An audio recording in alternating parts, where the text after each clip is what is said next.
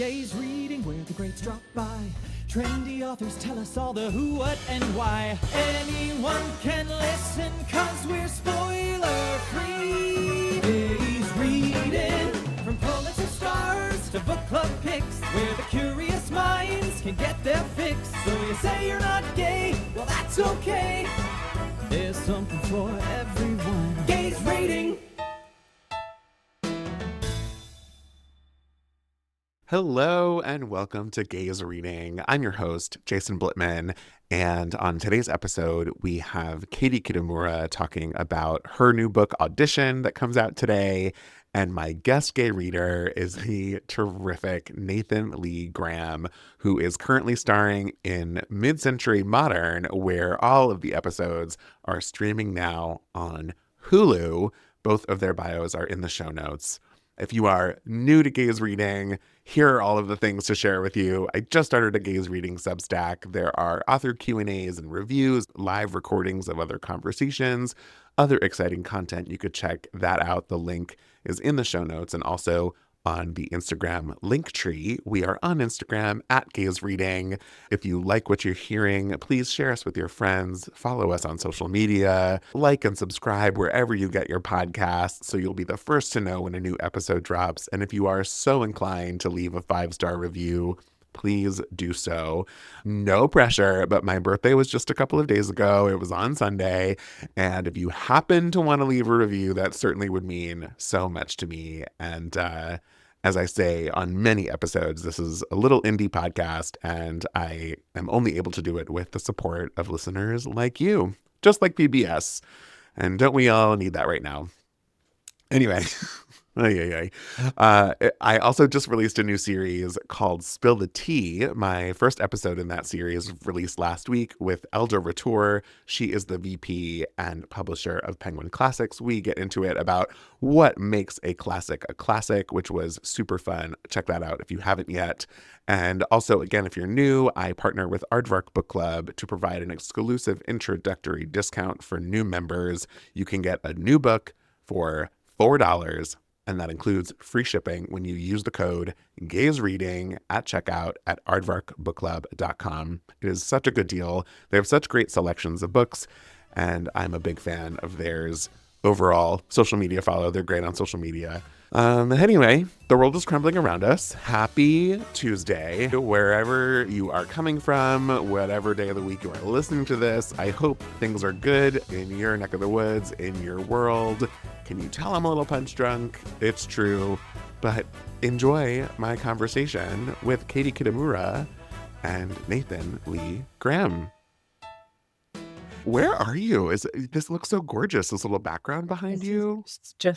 This is your office. It is just the office. Yeah, it's very messy. Yours is much. Mine is almost too stark. Do you think? I think it's very so my bookcases didn't fit behind the little couch that I have here. So the books behind you, it's very. I feel like you're very 10 out of 10 on Room Raider. Is that what it's called? I think. Yeah, you have the. Is that what it's called? What is it called? It's not called Room Raider. I've never watched Room Raiders, but I understand the context. It was a kind of Zoom thing, right? That they would find people's Zoom backdrops and they would rate them. I can't remember what it's called. Anyway, I think you would do very well in that assessment. Thank you.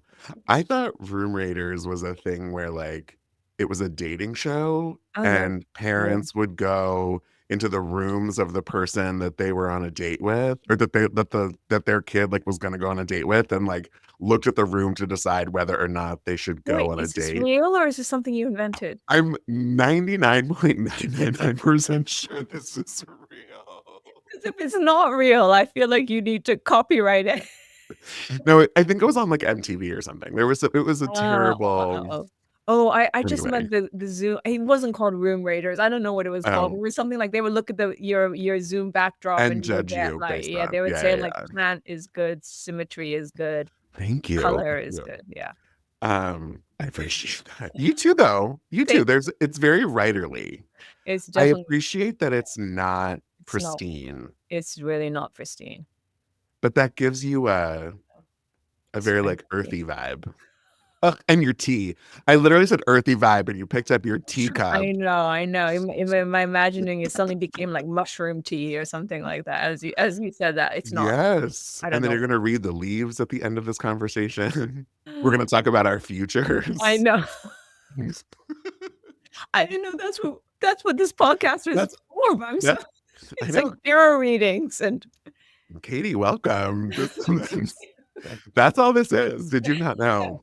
Were you not prepared? well, yeah. Um, also, my background is in theater, Oh, and I was a casting director for a minute. wow. So I have literally seen thousands of auditions. How So the word audition is very triggering to me. Yeah. I was gonna say how is that? Have you ever sat in on one, like in prep for this book? I had a lot of friends who were when I first moved to New York in kind of 2009, 2010. A lot of my friends were working in theater and kind of I think it's off Broadway is the technical designation. So they were in these tiny, the plays were being put on in these tiny theaters, Very and arty. it was kind of great. And then we're all older, and I think some of them have moved on to other things, but a lot of them have kind of slowly moved up. They're now the establishment. They're now their plays are on Broadway, and it's a kind of it's the Okay. whole kind of whole arc of Uh-huh. career has happened for a lot of my friends over the last 15 years or so. So it's been interesting to see. It was I have in the past done a lot of research for my books, but this one I think I pulled mostly from kind of slightly passive knowledge from that period of my life. Interesting. Okay. What is your audition? What is your elevator pitch for With your this book? book? It could be like a sentence. We don't want to give anything away. A sentence is harder than like a I know. No, paragraph. no, we don't want a paragraph. We Oh, want you know like what? Okay. two sentences. My one sentence elevator pitch would be a woman who's in the middle of her life, has her life upended when a stranger comes and tells her he believes he is her son. Yes, that's all we need. Really? Okay. That is all we need. And when I tell you, after this, you're going to see me blowing up the comment sections of all of these articles getting written about you because I'm like, y'all are spoiling this book.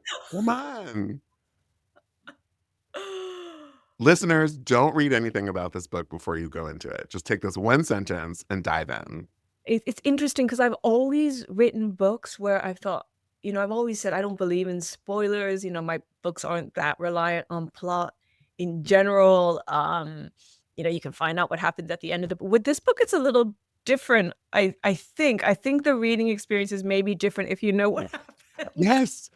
100%. Which is not a plot event, but is a kind of right. It is not about plot. Yeah. It's about sort of structure and sort of Yeah. how things lay out and play out, which I Yeah. guess is like somewhat plot. But it's so funny because I was going back through my notes as I wrote in them, and I was like, oh, now that I know how this ended, Yes. this question's irrelevant, this question's irrelevant, this question's irrelevant. I want to know what the questions are. I just unplugged my headphones. Oh my God, I was so aggressive about that. What were some of them? I don't know. I'll go back and I'll look at them and I'll DM them to you. That sounds fun. But what's so interesting is you plotted out the whole book for us without us realizing it as we went along. The book has been referred to as a Mobius strip of a novel. Mm-hmm. Do you agree? Do you disagree? Can you explain what that means? Yeah. It's interesting. I feel like a lot of the metaphors that I reach for, people have reached for, but I think that I reach for in particular are actually children's games. So like the thing where you look at an illustration and you could see a rabbit or you could see a duck. Do you know this? This one? I feel it's a little bit like that. It's a bit of a Rorschach block of a novel, and that people see very, very different things in it, often depending on maybe their own preoccupations a little bit, maybe. I don't know. But the book is split into two parts that are That you're allowed to say. That yeah, I'll no, allow. and that are kind of irreconcilable in some way, right? Like, what if one is Yeah. true, the second cannot be true. Right. And I think the way in which, for me, it works like a media strip is that you can either believe the first half is a stable reality and the second half is a kind of fantasy projection of the narrator, or you could read the book as the second half is a reality and the first half is a kind of suppressed, cleaned up version of something that has happened between the three central characters. And so Right. I think, I don't know if maybe media strip isn't the right image, but it's just kind of, there are two different ways of reading the book. I thought a lot about the films of David Lynch when I was writing this book, like Lost Interesting. Highway on Mulholland Drive. And I think in a lot of ways you go into those films and you don't know exactly what's happening, and that is how Mhm. you're meant to experience them. So it's not necessarily critical for me that every reader kind of reads a book and says, "Oh, this is what it's doing." But at the same time, I think I needed to have a set of rules and a structure in place, because I think if you become like anything goes, and it's a little bit too much freedom for me as a writer. Yeah, yeah, that's fair. There's one question in particular that I have and feel that I will ask you when we're not recording, but I do feel like it quote unquote gives something away sort of Okay. holistically, but we'll Okay. get to that later. Okay. Okay, the action of the book, let's say in part one, is really set into motion by a small courtesy when a stranger holds open a door for our unnamed narrator. And that sort of like decided for her. The door's open and she's sort of like, well, I guess I'm going in because the Yeah. door's open for me. Yeah. And that really changes the path Yes. of her for the story. Yeah. Do you have a moment like that in your life that comes to mind where you're like, oh, this one little thing really set things into motion for me? I am really fascinated by moments where you acquiesce to a situation out of courtesy. There's a lot of different circumstances in which we are pressured into behaving a certain way because of certain social roles, and sometimes they are catastrophically stupid. So this is one that I will give, where I was in a I was in a taxi. It was a very, very early morning taxi ride to the airport, I think in Miami. I'm not exactly sure. And I realized that my driver was falling asleep and we were on the freeway, and I literally thought, "Is it rude?" I thought, "Is it rude of me to tell him he's asleep as we drive 70 miles down the," and I mean, I did, and I'm Well, and yeah, that and everything with and he woke up and he kinda like but the fact that even for a moment I would be like, should I say right. Is it impolite for you? yeah, or say something is kind of ridiculous reaction to have in that Yeah, situation, which is a very, very extreme version of it, but it's something very similar happens to her in the scene where somebody opens the door. She's hesitating, should I go in and see this young man who is a kind of troubling character to her in a lot of ways? She's not really sure if she wants to have any kind of relationship with him. Somebody opens the door and kind of nods her in, and then in response to that social cue, she obeys and she goes inside. And a yeah. lot of the book is she's doing things because she thinks they're expected of her, whether that is Mhm. kind of performing the part of being a wife or being a mother or being an artist or whatever it is. There's often she's kind of performing versions to expectation. And it's, I suppose, in a lot of ways in the novel, it's of course specific to her career and the character as she's been written by me. Many people have experienced some version of that, I imagine, in their life where, courtesy has kind of compelled them to behave in ways that aren't necessarily either to their best interests or to what they even want to do. Yeah. Well, that, but also just like what happens when you give into it. Yes. Yeah. Like if someone holds a door open for you and Yeah. you say, no, no, no, you first go ahead, and they walk in and a bucket of water spills on them, right? Like that could have been you, right? So it's just like, oh, Yeah. and Yeah. that that's a completely different set of circumstances than what would have Yes. happened if the tables were turned, Yes. you know? Yes. I mean, the novel is a little bit of a kind of sliding doors novel in some ways, and so there always like that moment at the beginning where like none of this would have happened if I hadn't gone in. in that door. There's a little bit of a kind of element of that. Yeah, I have to say, this literally comes up in so many episodes and so many conversations. As a culture, we need a new reference point. I Oh, I think know. the movie probably has like a 70% on Rotten Tomatoes. Like, let's call it an audition moment. Let's move it. Oh, that's very nice of It's you. like more succinct. It sounds more interesting. That's very nice of So you. funny. Okay, there's a big question of Yeah. speaking of courtesy. Yes. Our narrator was once an expert at balancing the demands of courtesy and the demands of expectations. Mhm. Mhm. Is that true for you? Do you have advice on how to balance those things? I mean, I think in the particular context she's thinking about is of her so the aging of this character is quite specific for Mhm. me. She's 49. In fact, every time I checked, I checked in several times with various actor friends of mine, and really the kind of issue that came up the most was her age Mm, of what would be the accurate, like in this very narrow kind of gap between 45 and 50. There was a lot of opinion on exactly where in that gap fascinating.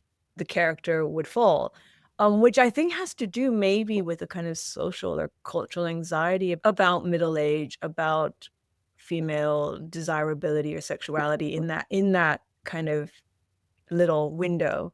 So she's kind of looking back on her life as a younger woman and Mhm. remembering all the moments in which she would have to kind of temper her interactions, in particular with other with male characters, with males, with men, not male.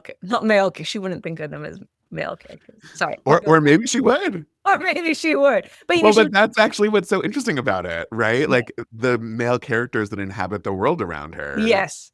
Yes, no, that's you know. true, that's true. I mean, it was somebody pointed out to me, um, that both the kind of male characters who are in her closest to her, in her family orbit, are both writers in the end. Mhm, mhm. Um, but I think a lot of that has to do with kind of navigating the kind of, stage when if there is some kind of undercurrent of sexual implication between 2 people, what are the costs of opening that door? What are the costs of keeping that door closed? How do you navigate that? And so she thinks of herself as someone who was once upon a time very, very good at that, and someone who once upon a time did that quite a lot, and is now kind of Mhm. moving into a different period of life, and she's looking at this much younger man, and thinking about how he is a person who he's not quite learned how to navigate that particular dynamic. Yeah, it's interesting thinking about it in a sexual tension sort of way, Right.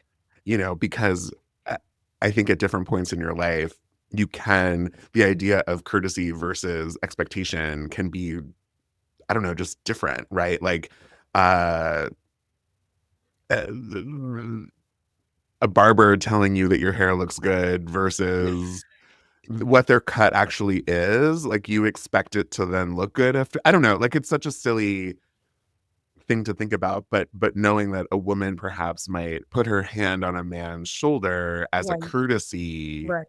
balances out the expectation of him wanting to have a sexual encounter with Right. her. Right. Right. Um, yeah, I was just like thinking about other sort of less, frankly, intimidating situations that people could find themselves in. Which leads me to another piece of the book, which is about the imbalance of want, Mm. which I find super interesting. Just like two Sure. people who want the same thing can't generate the same sort of intensity as two people who want different or Different thing. opposing things. Yeah.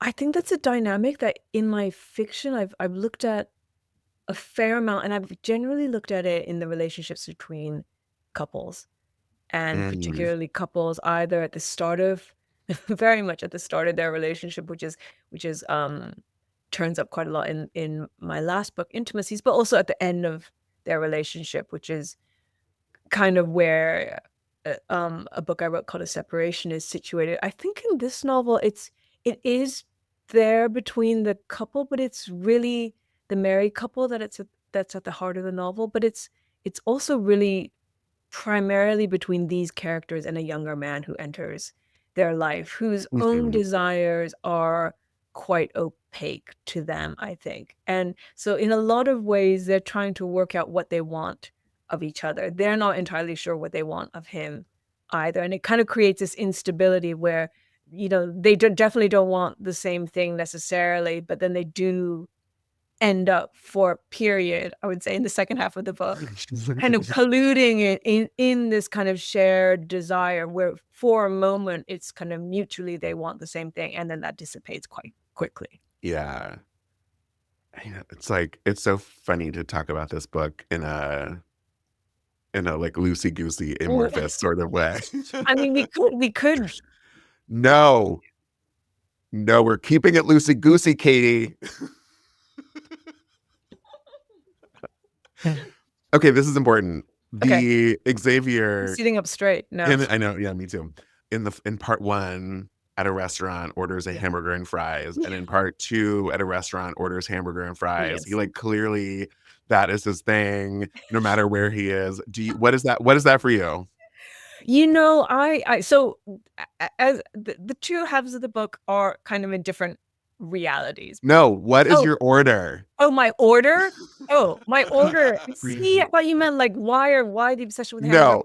My order. I will tell you literally when you go to a restaurant, what is your always go to, no matter what state of the world you're in? My always go to order is if they have it like a frise salad, like a salad of some kind, French fries, and sparkling water.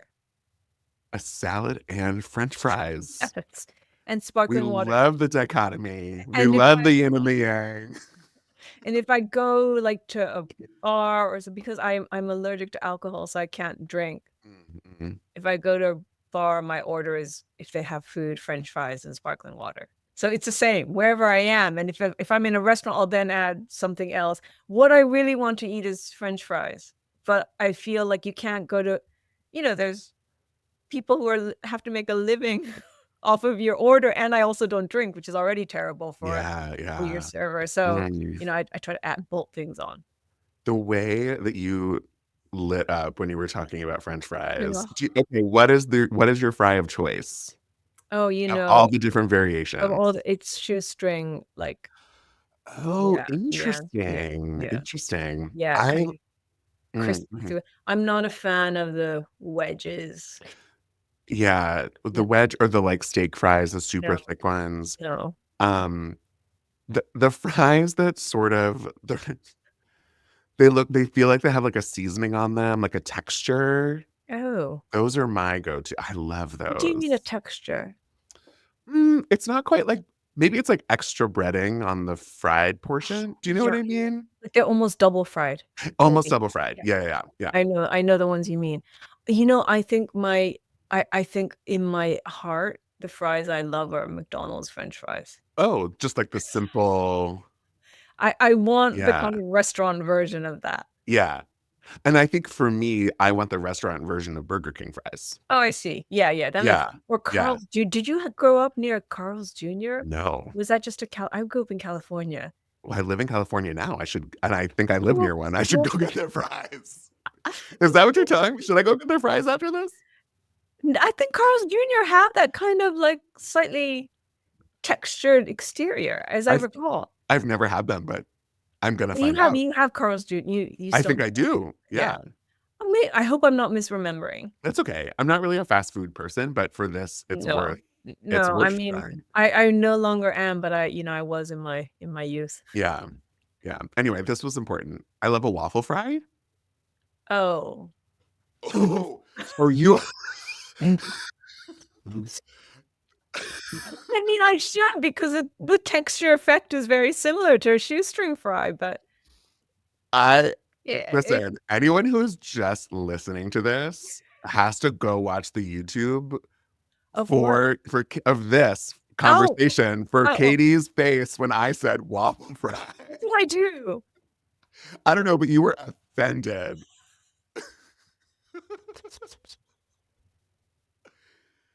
I mean, my hierarchy of New York restaurants, some of which kind of little kind of altered versions of them appear in the book, but is their French fries. What's your favorite fry in New York City? Odeon. Wait, where's that?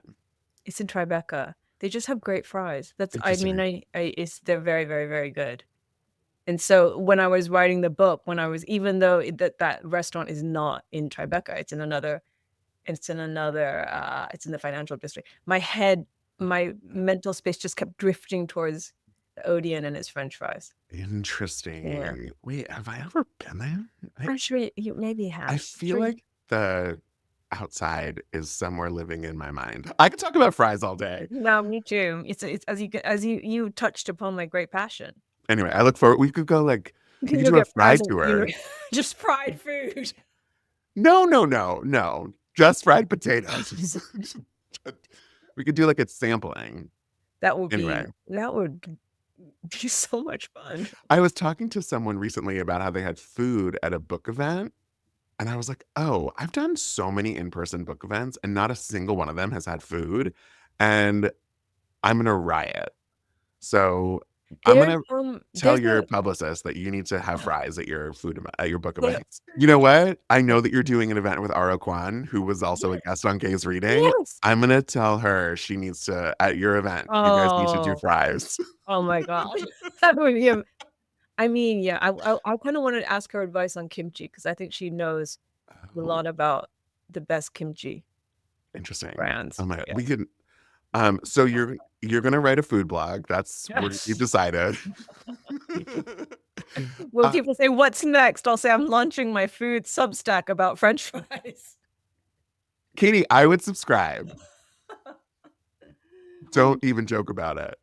Okay, this is an interesting segue into a piece of the book that I also want to talk to you about. Voyeurism and observation. Yeah. That's so much of what this book is about. And, I think you or my listeners might be like, how is that related to you talking about French fries? The idea of like... I want to see this link. Listen, I have a degree in theater. I could connect any dots you want. This is the improv. It's like, what is it? Yeah.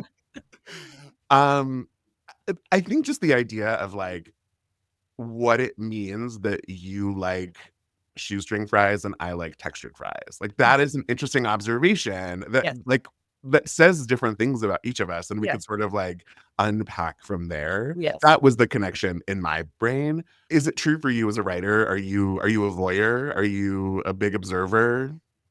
It's interesting because I when I'm not in the middle of writing a book, I think I'm an okay observer. I definitely like to, imagine as I go through the world.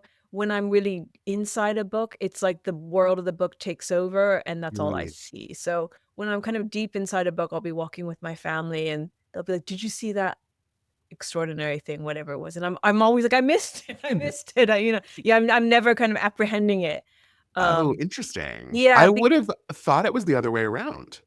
Oh, really? Like your senses become heightened when you're... Right, because you're writing. So it's like, what can you sort of devour to put into the book? Yeah. I mean, I think when a book is going well, almost everything seems to fold into it in an almost magical way. Like you look around and something will happen and you'll be like, oh yeah, I can use that. And everything just kind of falls into place. I can't quite put my finger on how to express it, but it's a little bit like the entire world conspires to make the book with you in some way.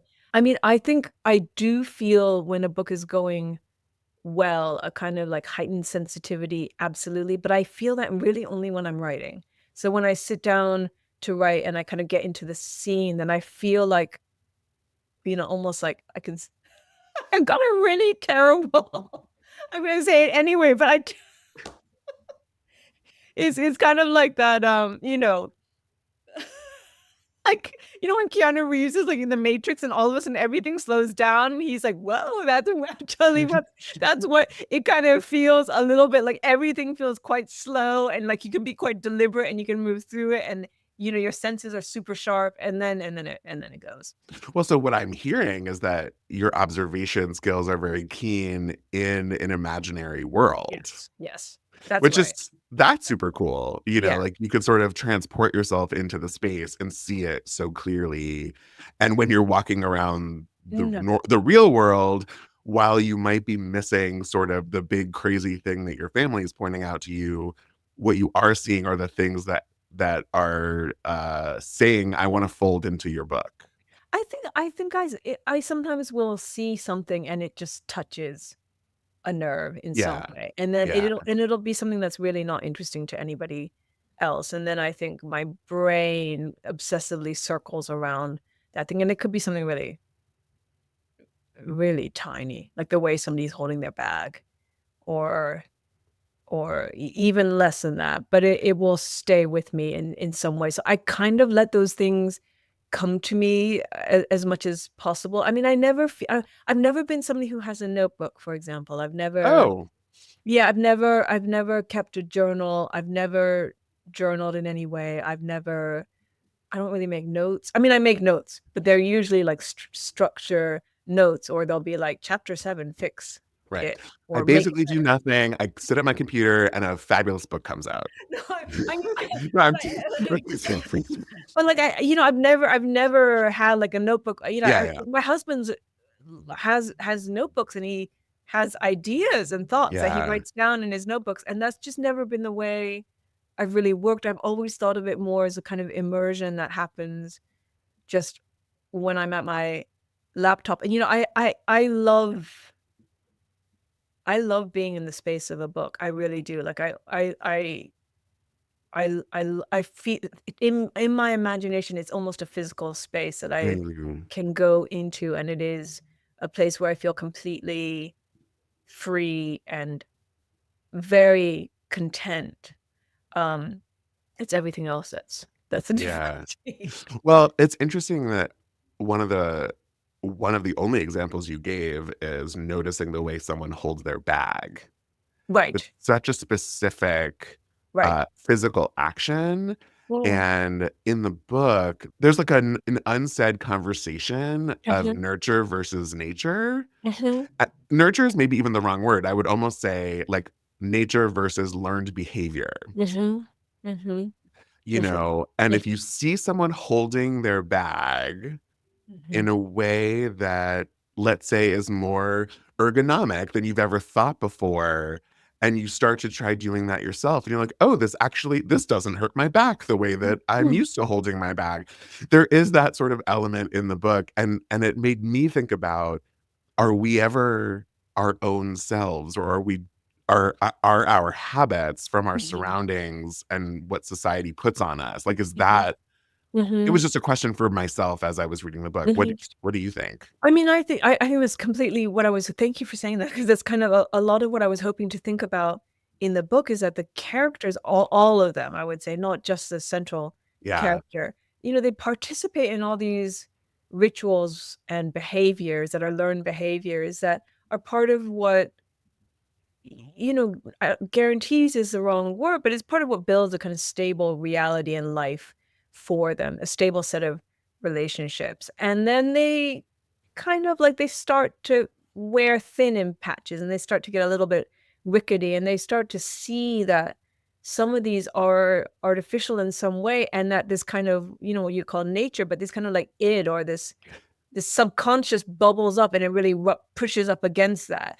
And so, Yeah. the central character is an actor, although there's never any scene, you never see her acting in any way, but she has a kind of attunement to how people manipulate their bodies or their mannerisms, or how that's a tool that people can Mhm. use. And at one point, this young man who has said to her, I think I'm your child, and she believes this to be impossible in the first half of the book, she notices that he seems to have imitated these small gestures of her, and it's like it's like a moment of uncanniness for her, where something of hers has been taken and is being worn by somebody else in some way. So I think that kind of hyper attunement to movement, to gesture, to how it's learned, and we all, very little of what we do is purely natural. Most of what we do is because we've learned how to do that. And, if you have children, you see that very, very clearly. The process Mhm. of growing up is acquiring a set of learned behaviors that allow you to exist in the world and allow people to relate to you in a normal way. I think all of the characters in the novel have their sets of learned behaviors, and then they start to crumble. I mean, I guess the other thing I would say is that, I mean, you mentioned the hamburger and fries. And the other food item that's quite important in the book is these pastries, which the characters are kind of eating Uh-huh. again and again and again, and I kind of wanted to take an almost surreal quality to them.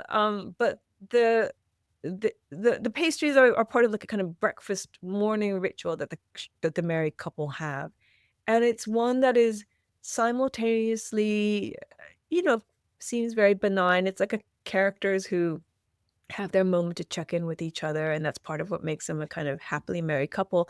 But beneath that, it's got a much more, I don't know if toxic is too strong of a word, but there's much more of a struggle and a history there. The breakfasts are something that the husband, at a point when the central character has, Girl, stop giving it away. but he It kind of, doesn't matter why. They just have the or ritual. the husband, yeah, kinda at a moment when he's trying to kind of, consolidate their relationship, let's Yes, yes, say. yes. Yeah, he kinda says, "Let's do this, and let's do it every single morning forever." And so Yeah. it's at once a kind of source of comfort, but it's also, and it's at once a kind of learned behavior that is part of the kind of texture of their married life, and then it's also this kind of expression of a want and of a kind of, demand on the part of the husband. Which like also circles back to the conversation about courtesy versus Yes, expectation. yes, yes, yes, You exactly. know, it is Yes, expected, but it's a courtesy, but it's expected. But what yes, if I don't want to? Yeah. yes, It was overwhelming thinking about what is put onto us right, from marketers, right, from social media algorithms. right. It's become quite relentless in a lot of ways. I mean, I think I kind of have, I feel a little kind of torn because on the one hand, clearly it's terrifying and alarming the way we kind of have these set of roles that we willingly perform. And I think I do think you're right with kind of social media. It's just this kind of sense that this performance is perpetual, um, and that there's some kind of gap between the reality on social media and the reality of the individuals. At the same time, I think if you do not know or are unable to perform those roles in some way, then that means a kind of catastrophic break with social life in some way. Like that, those learned behaviors are part of what lets us survive. It's Mhm. part of what lets us build relationships with other people. I think without them, we would be under immense psychological pressure. I think that's means to not kind of exist properly in the world in some way. So in a way, I feel like, the book is kind of course, critiquing that constant performance and playing to expectation and the kind of weight that that puts. But on the other hand, it's also saying that's how, I mean, that the couple in the middle of it, they have a long and successful marriage, and part of that is because they have agreed to play these parts for each other. Yeah. Which is really overwhelming, sort of in a big picture sort of way. I want you Well, to be overwhelmed. no, it's overwhelming because thinking about it sort of existentially, breaking down in audition, Mhm, it is vulnerable, mhm, it is intimate.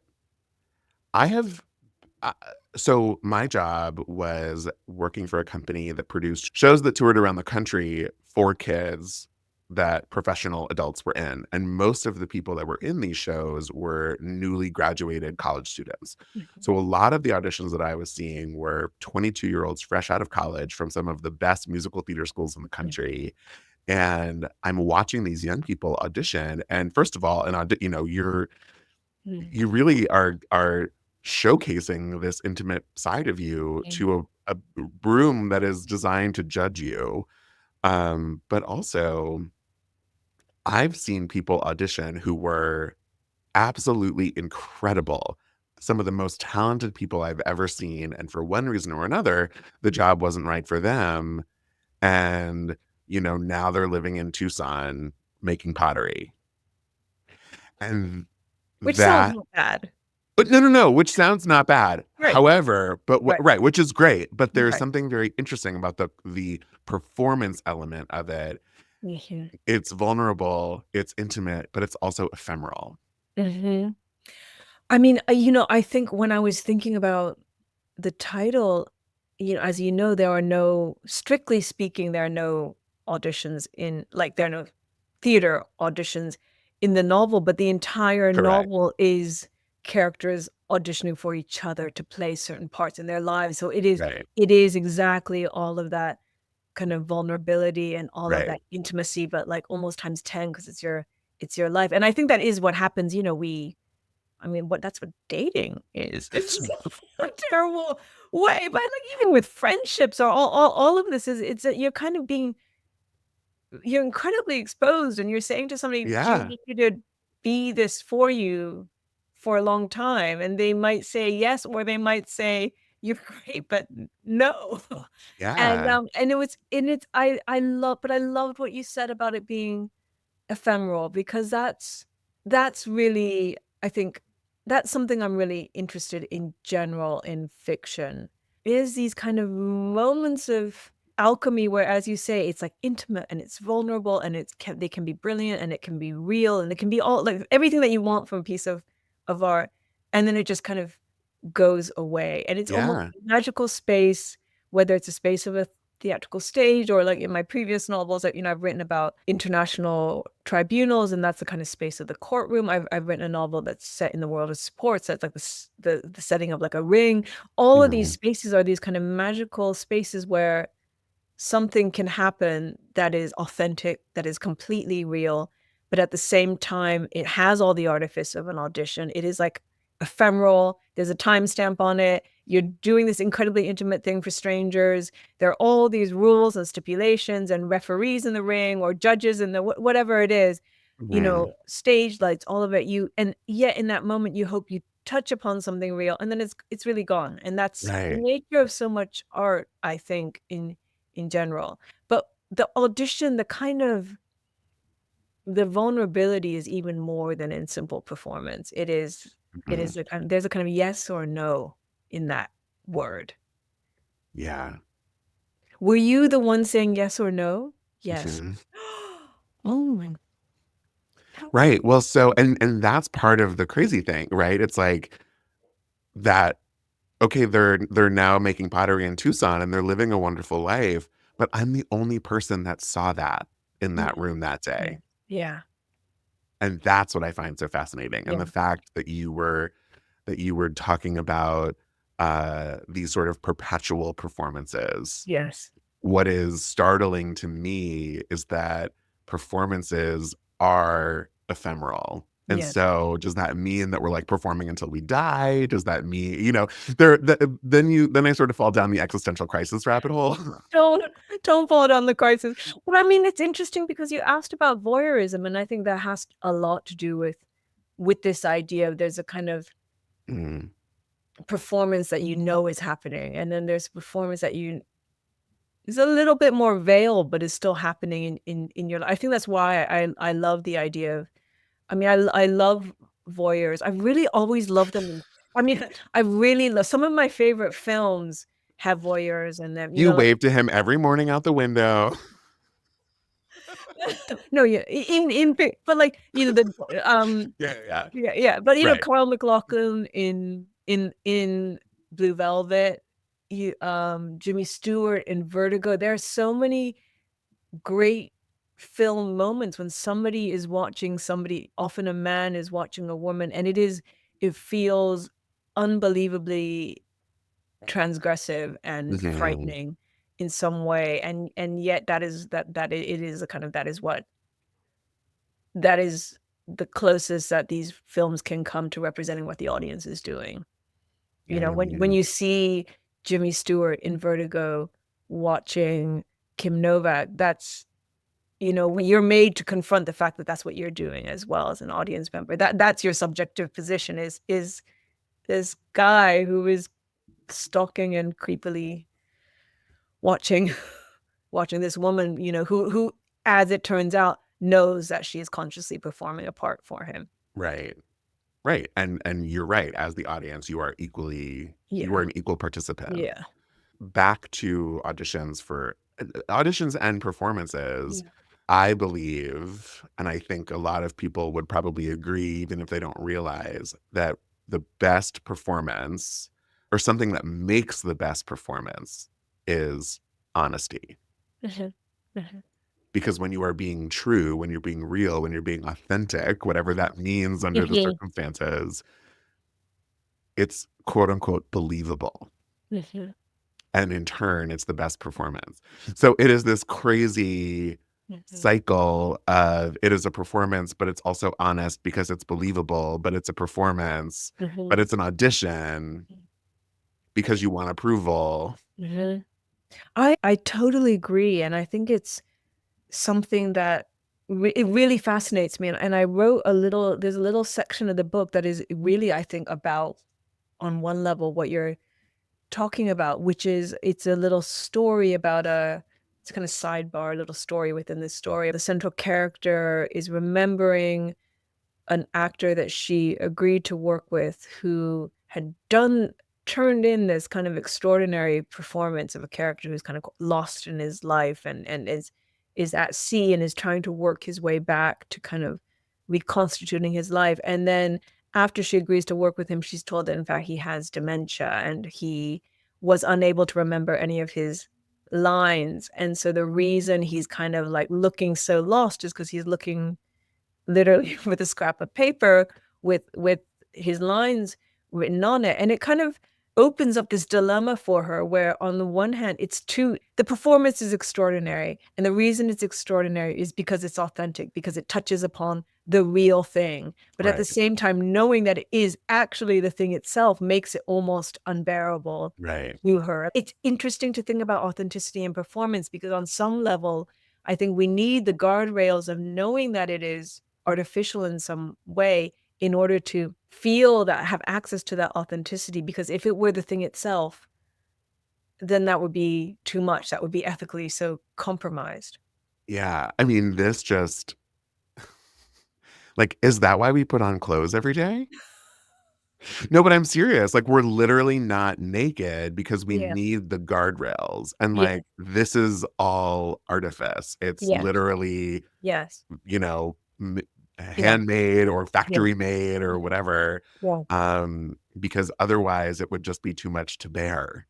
I mean, it's it like why do we care so much about clothes?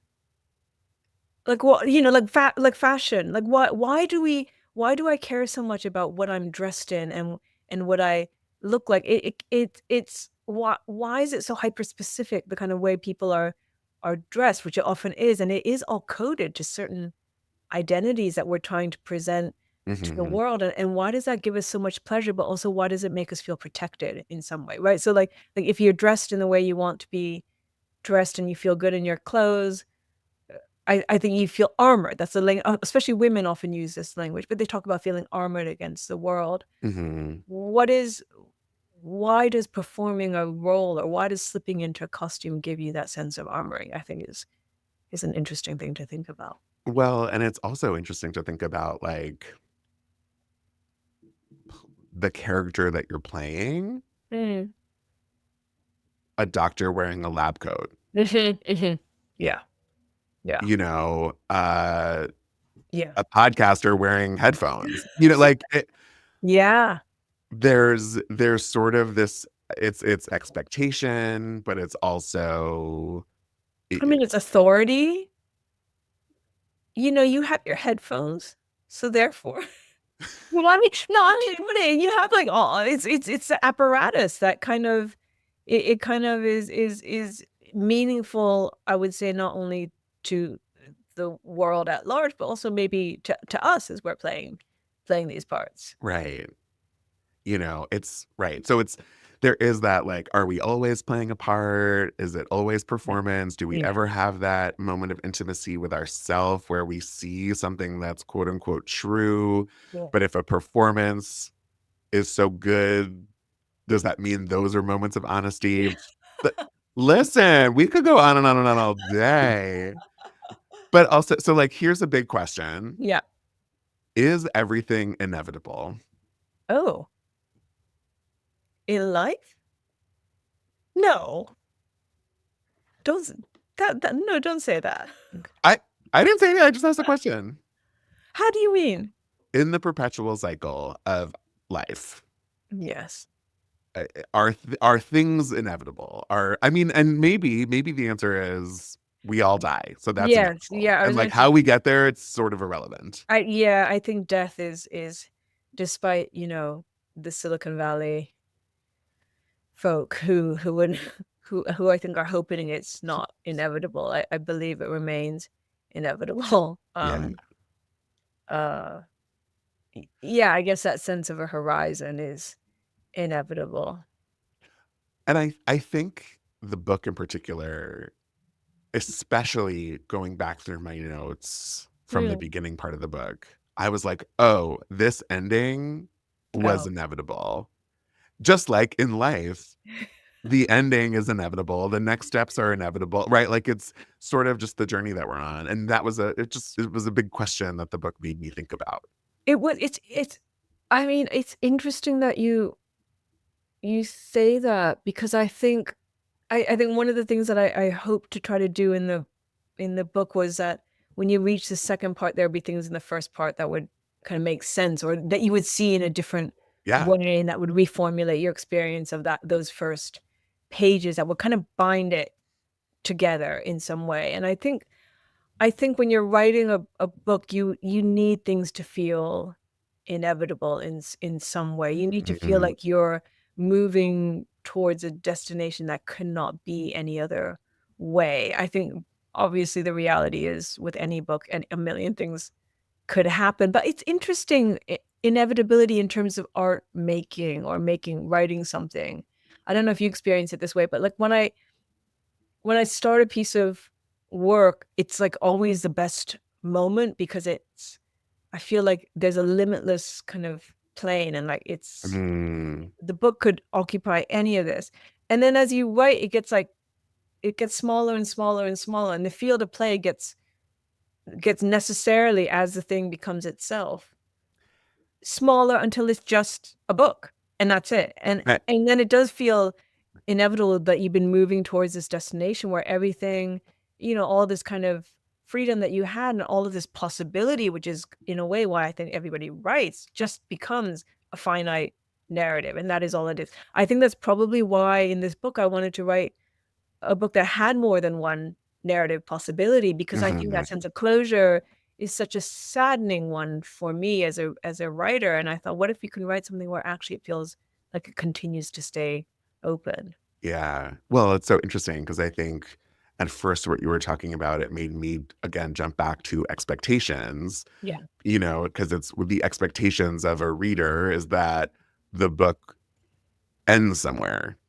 Right. So it is quote unquote inevitable, right? So it sort of Yeah. does that thing. Yeah. But also it is inevitable that yes, you have the blank page and how wonderful and Mhm. exciting and optimistic as a creative person, but it is inevitable that it will be in the hands of a stranger who then gets to form their own Yeah. opinions, 100%. which is like a A hun lot. It's a lot.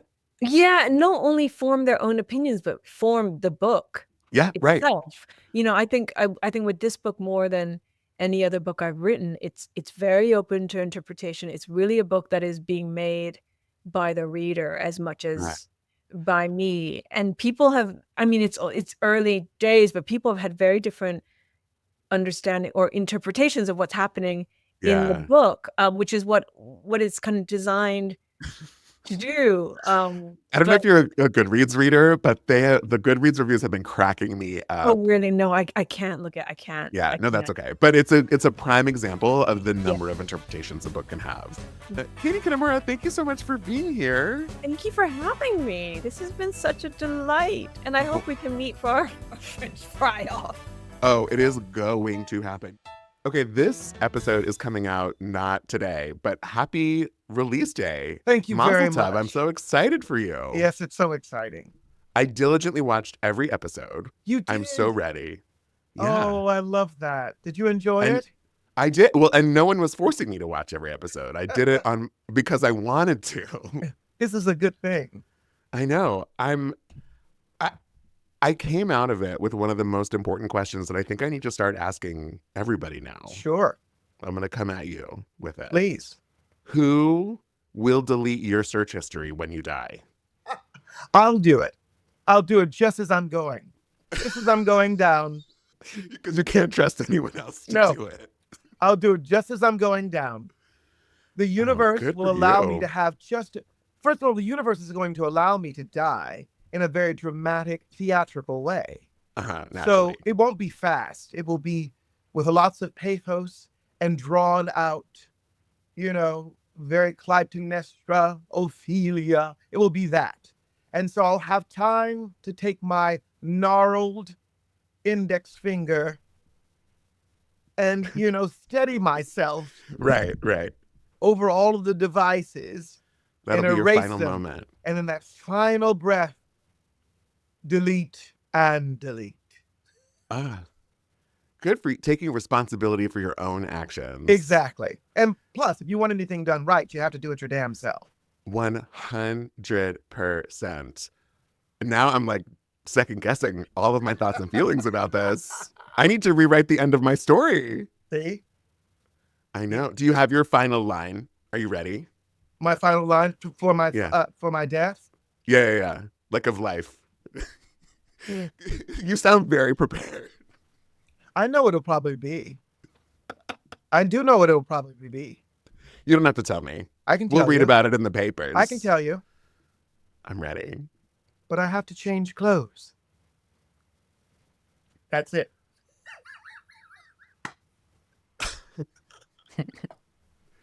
Nathan, that is devastating. Because that's all I do. All I do is change clothes. What do you think you will be wearing? I don't know, but I'm sure. But you know you'll have to change. Yeah, but I have to change clothes and then I'll die. How fabulous. Yep. And tragic. Yeah. Because you won't have time to do that. No. Because you'll be deleting your search history. Exactly. Right. Huh. All right. Well, listen, I look forward to the movie adaptation. Thank you very much. I can't wait. My favorite fun fact to share with you is that I second acted Priscilla, I think 4 times. What? I know. I saw it from beginning to end multiple times too, but I second act back in the day when you could second act a musical. So you stole from me, is what you're saying. Yeah, I know. These are my reparations. I'm very sorry. Right. Well, Those tickets were. I was no. I was filling your cup with applause because those seats were not billed. I was there for you. It was supporting. Well, I never saw the show because I never missed. Rightfully so. So, Which means I saw you every single time I saw it. yes, I never missed. And all I've ever heard is that people felt good when they left the theater. So that's a good thing. I know. I loved it. That would be a good last line too. Sure. I never missed. I never missed. Oh, that's good. Well, I want that on the tombstone. Oh, fabulous. Yes. Yeah. Chris, are you taking notes? And I want to be buried in that famous cemetery in Paris, so that people have a destination. Oh, I wonder if there are rules to get in there. I'm sure there are. We'll find out, and we'll make sure to check the boxes before the day. One of the rules is you have to be fabulous. So I check. Right. Easy. I love all your merch that you have on. Yes, I'm selling the show day. Mid-century. Well, it's a show day, so I thought, The jacket, the shirt, the hat. Obsessed. and it's show day, so I'm gonna take it right off, but it's like I'm a contract player at heart, so it's just I'm always right. selling whatever product I'm in and the show, especially when I'm proud of it. Yeah. Oh, good. Yeah. I love that. If it was shite, I wouldn't give a shit. But I'm so excited that you're proud of it, as you should be. Yes. It looked like you were all having such a fun time. I don't need to talk too much about it because I want everyone to just go watch it. Yeah, go watch it. Done. Binge. Streaming now on Hulu. Yes, binge all weekend. Nathan Lee Graham, you are my guest gay reader. I have to know what you're reading. Well, you said you have 4 books sitting in front of you. Presently, I'm dyslexic, so I Oh. read scripts very fast. But part of the reason I'm in the business is because my parents knew that I needed to constantly read, and they gave me all these tools. And so, being in show business, that was an immediate sort of like, you have to read all the time and learn how to cold read and get beyond whatever your ailment was. So now my dyslexia, of course, like I do with anything that seems negative, I turn it into a superpower, So, but I read books slowly because I really want to sort of revel in the images and the metaphors and allegory. And I retain those images much longer because I read slower. So Interesting. this is redundant, but I am currently reading Barbara Streisand's autobiography. Okay, And listen. I'm reading it and not listening to the audiobook because there's always just a little bit more material when you read it. And like I said before, reading for me is an exercise and a skill that I like to keep honing because of my dyslexia. I have mild dyslexia, but it's still there. But it's still there, yeah. So that's what I'm. It's as though you knew what I was going to complain about. Yeah. So that's what I'm reading currently. Because the audiobook is so good, but I respect your journey. Yeah, I mean, her stories. I can listen to her do it afterwards, but I want to I want to read the damn book. And then okay, and I was going to say be quiet. Well, no. Be quiet. The funniest part about the audiobook is I listened on 3x speed and she sounded normal. See? Yeah, I can't. I'm a tonal person as well. So there is some sort of I don't know if it's some sort of ism or schism or disease, but there are people who can't hear a certain tone. Yeah. Over a period of time, it starts to physically fuck with you. And I'm one of those people that tonally I can't, and it's not Barbara Streisand. Of course, I love her tone. But I thought you were going to say Barbara Streisand falls in that range, Yeah, so no. I have no idea what she sounds like. She does not. But what I mean to say is, because I'm always constantly working with people too, I sort of don't need someone to be reading to me unless it's, like yoga. So Yeah, fair. Okay. so it's great to have the book, and I love having it in my hands, Yes. I am, a middle-aged Black queer person. What would you like to talk about next? Tell me more of your books. You said you have 4. All right, I do. I'm So gobsmacked. After that, I'm going to be reading The Prophets by Robert Yes. Jones Jr., which I've had for a while. It's just that, I work a lot. So I read more scripts than anything else. But my dear, dear friend, Karen Chilton, who is a voiceover and audiobooks extraordinaire award-winning voiceover artist, she actually read this book. So I might listen to her as well because but I love reading it. So I'm going to read it and probably listen to her as well. You can read and listen simultaneously. That's a good trick too. Yes, I would love to do it. But then I start to get into my head about, Yeah. oh, you did that. I feel you. Yeah. I feel. Daisy Goodwin, she's a New York Times bestselling author. She's written a lovely novel about Maria Callas called Diva. Oh. It's not too big. It's not too thick. No. That's what he said.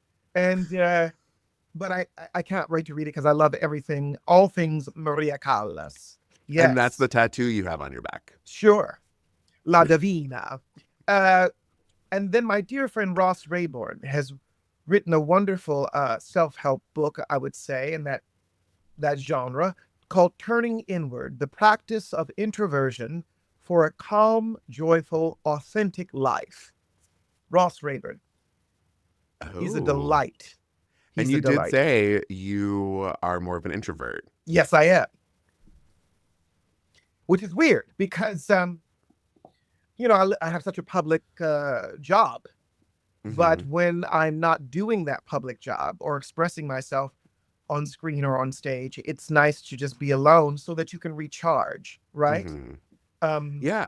When someone told me that being an introvert really means that you that recharging takes time by yourself and to recalibrate, and it's not about wanting to be alone and it's not about being shy, I was like, oh, that makes so much more sense to me. You said your dyslexia doesn't really affect you when you read scripts, or that you were able to read them fast. Why do you think that is? Only because I practice and only because I have tools that help me along. And it does affect me. Sure. I am very aware that it happens, and it happens all Mm. the time where a word will switch or the Yeah. letters will become jumbled. It's just that the way I highlight my script, the way I markate my script, and the amount of time that I spend getting it into my body. And then, of course, when I turned 50, 6 years ago, 10 years from now. no, please. My 6 vision, years ago? How yes, freaking dare you? yes, I'm 56. I'll be 57 in September. Um, That's a my long time from now. my my vision, vision became blurry up Mm. close. Mm. And my mother says that I have the best of all stigmatisms because to see far away is better, so you can run. Okay, if shit's going down, Yes. you can run. And she said also Yes. for driving, and it's great because you can see this, you can read all the signs on the freeway, and so I have the best stigmatism. I'm still winning. You know, I expect nothing less. You're going to have the best of the things. Right. No, I feel you. Okay, for anyone who's been living under a rock, can you tell us what mid-century modern is about? it's about chosen family. It's about a group of friends who are getting older. One of their friends dies, and they decide on this whim, or one of the friends decides on a whim, that we all should come and live together because our lives suck in our own private spaces. So why not? Let's try it. What do we have Yeah. to lose? And then we move in together until into his palatial estate in Palm Springs, modeled after Dinah Shore's home, and all the mayhem ensues. And it's just a fun, heartfelt time. You gotta love it. It's gonna make you feel good Mhm. about yourself. Mhm. How this is like such a, I don't want to say dumb, but it is such a basic question. But because it looks like you're having so much fun, what was this experience like for you? It's very different than some of the other things you've done. Well, yeah. It's like a culmination of everything I've done, isn't it? Yeah. Because And yet you're so at home yeah, per the viewer. well, because I'm ready for whatever this is, Yeah. and you meet the moment when it's an embarrassment of riches, actually, because when you're working with a bunch of people that you are already a fan of, and then they reciprocate that by saying they're a fan of yours as well, Hmm. it's really a love fest, and you get right to the work. So what's so funny is there was a question asked of us last night at the 92nd Street Y. Um, do we crack up? Do we break up? And during the tapings, and have to get back on track? And the answer really was no, because we're also very serious about our comedy. You're like, I'm a professional, damn it. Yes, and we all do. And because it's already so funny, and we Yeah. already sort of revel in the deliciousness of it, Uh-huh. there's really no reason to crack up, because what we're trying to do with these things is so ridiculously fun already. Mhm. There's really no reason to sort of have shenanigans beyond the shenanigans that we're actually doing. Yeah. So yeah, it's just a blessing to have that kind of chemistry. It is unspoken. Part of it's because we're all from the theater, Mhm. including the great late Linda Lavin. And also, it doesn't happen that often. So it has to be said that this is rare when you Yeah. actually love and like the people that you're working with. I'll see Matt and Nathan later today, and we'll have dinner, and it'll be fun. That's so cute. I love that. Yeah. And I don't think I realized how I needed a sitcom. Hmm. In a nostalgic way. Yes. And B, something that is so queer and isn't about being queer in the way that we've seen it presented before. Well, we're just normal human beings. That's what I'm saying. How many times have you seen normal gay people on TV just living their life? This is Very what we are. rarely. Yeah, Yeah. and we're and it's generational, And I hesitate using the word normal because it's so bastardized. But what we're saying about normal is that we're not some sort of exotic creatures from another land and you're peering in. No, it's like anyone will love this show. If you love to laugh, you're gonna like the show. Right. If you want to feel good about yourself, you're gonna like the show. So we just happen to be queer. Well, I mean, it's not a coming out story. It's not about sexcapades. It's not, it's no extreme. It is just living. And just that's what's living, really fun. just living. And it's so nice, because with living, of course, you have the roller coaster of life. So you're going to have these wonderful, ridiculous moments. And then you're going to have some tragic moments, because that's what life is. And then you'll have some heartfelt moments. You'll have some, steaming jealousy moments. You're going to have all of it. And that's what makes the show so great. Yeah. Because the wonderful writing. The show, so great. Your final line of life is going to be about your outfit. And of course. I have to know, do you have a bespoke travel coat? I do. Yes. Can you describe it for me? I want to know everything about it. Well, I have more than one, see. How silly of me. I have a Paul Smith one. I'm so sorry. I have a Paul Smith duster that is a divine microfiber. It is one of the best purchases I've ever made. It goes with everything. It can be dressed up, can be dressed down. You can fold it and roll it into a ball. It is the quintessential travel cloak. It looks good all seasons. All seasons. And there are 4 of them, people. And 4 seasons or 4 cloaks or both? Both. La même chose. See, I speak French too. Because you're prepping for your burial. Yes. In Ile de la Cité. Oui, Paris. Yes.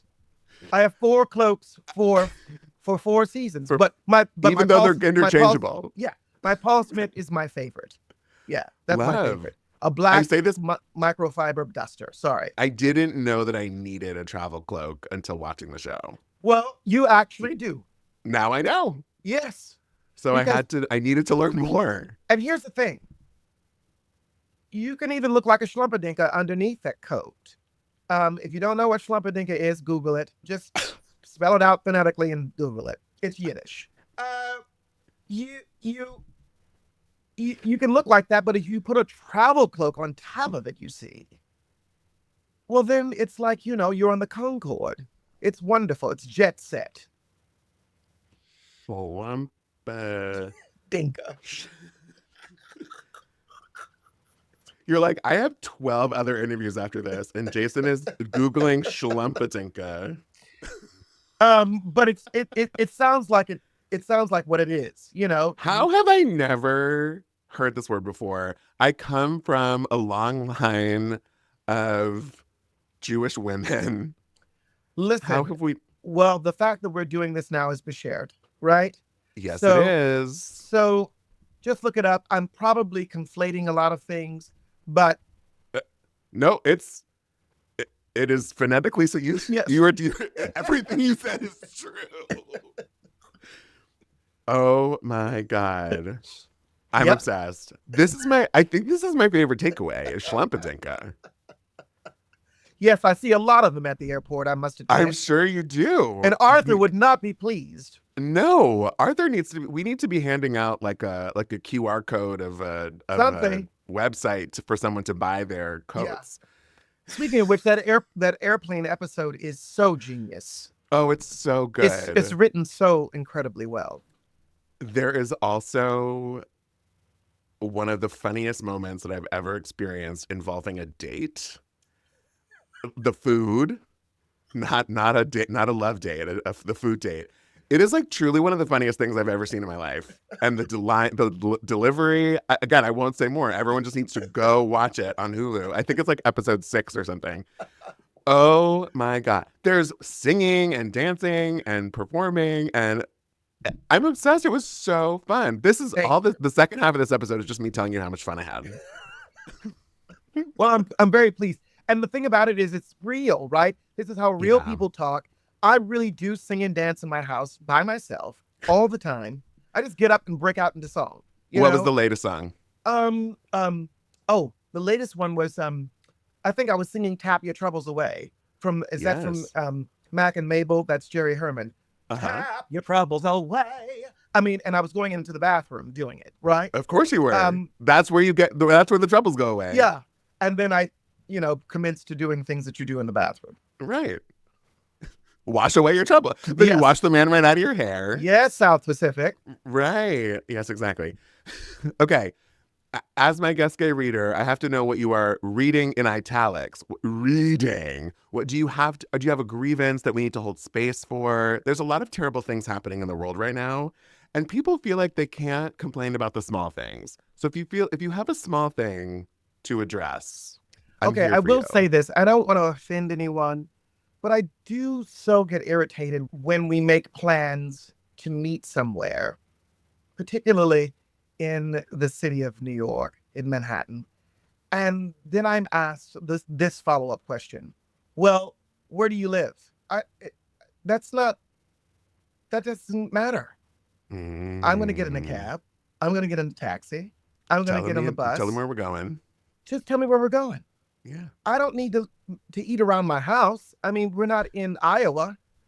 I can get to wherever in Manhattan. No offense to anyone in Iowa. And hey, no offense to Des Moines, but it's just I don't understand that. Yes. And don't make it easier for me. And plus, I'm a Virgo, so I'm going to enjoy a menu pretty much from anywhere. So that's why I always put the onus on the friend or the person that I'm going to meet up with. Or the enemy. Yes, because I'm not going to have a problem with the menu. I'm not going to have a problem where we sit. I'm just very adaptable in those kinds of ways. Love. But don't follow up with where do you live? I tell you, it gets my back up. I'm like, what does that have to do with anything? Yeah. Especially when I say to you, I can meet you wherever you like. Wherever you like. Just pick a lovely place and I will be there. Well, where are you? What? Well, I will say, as a person who lived in New York City for many, many years, I would like to only have to take one train. Well, then you would preface that. That's true. Right? That's you would true. preface that. Right. I'm rich, so I can just get on. Yes. I can So just you take a should just say car. that. I'm rich. I'll go wherever you want. Because all of my clothes are mid-century modern branded. Yes. They're gifted from Hulu. Yes. I didn't have to pay for my clothes. I'm rich. I'm going to put on my travel cloak and meet you wherever you are, dear. Exactly. Oh my God. And if I mean, it's chilly out, you'll put on 2 travel clothes. Yes. And we're holding space for this Yes, simple yes. and horrible thing while the world is crumbling around us. Exactly. Right. Nathan Lee Graham, thank you so much for being here on Gays Reading. This is so fun. So fun. I love that you have 4 books sitting in front of you. I Yes, can't wait yes. for you. It's going to take you about 3.5 more years to finish the Barbra Streisand book, but that's okay. Well, you know what I'm doing is I read it on planes, and then I read it when I'm at some sort of destination. So I'll be in Fire Island in June. I'm going to read it there. I'll be in Barcelona. Fabulous. So I'm going to take it, I read it in big chunks like that. Yeah. The thing is Honestly, that it's such heavy. a big book. Yes, you should. All the pages that you finish, you should rip out I so should, that it gets lighter as you go. or eat them because it's probably quite fibrous. Yes. And I don't And get the enough story is fiber. delicious. Yes, So the story's delicious and I don't get enough fiber. perfect. And again, that's you tap your troubles away in the bathroom after the fiber. That's right.